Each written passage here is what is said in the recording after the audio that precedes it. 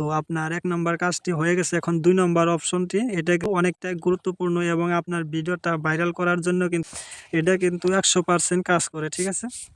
আজকে এই ভিডিওটির মূল উদ্দেশ্য হলো যে আপনার ইনস্টাগ্রামে আপনি নিয়মিত ভিডিও আপলোড করে থাকেন, রিলস আপলোড করে থাকেন, অথচ আপনার রিলসের মাঝে ভিউজ হচ্ছে না এবং আপনার রিলসটা ভাইরাল হচ্ছে না।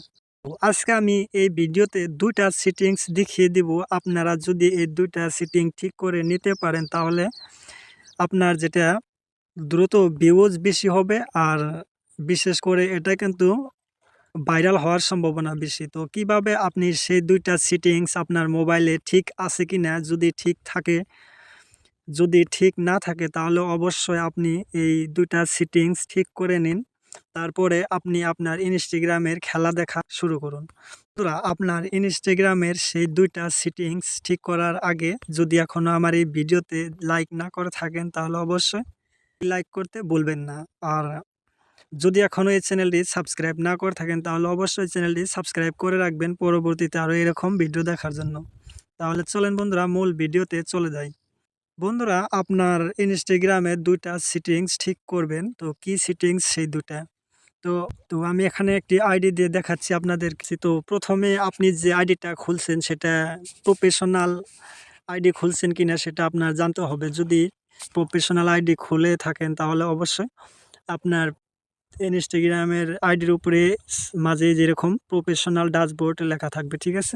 তো এটা দেখে আপনি নিশ্চিত হতে পারেন যে আপনার আইডিটা প্রফেশনাল।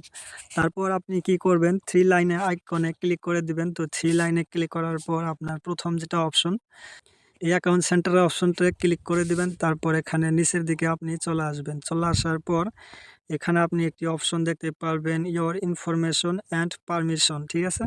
তো এটার মাঝে আপনি ক্লিক করে দিবেন। তো তারপর এখানে আপনি দেখতে পারবেন 5টা অপশন, ঠিক আছে? তো এই 5টা অপশন থেকে আপনি সার্চ হিস্টোরি যেটা আছে তো সেটার মাঝে ক্লিক করে দিবেন। তারপর এখানে আপনি দেখতেই পারবেন নিচে কিপ সার্চ ফর, এটার মাঝে আপনি ক্লিক করে দিবেন।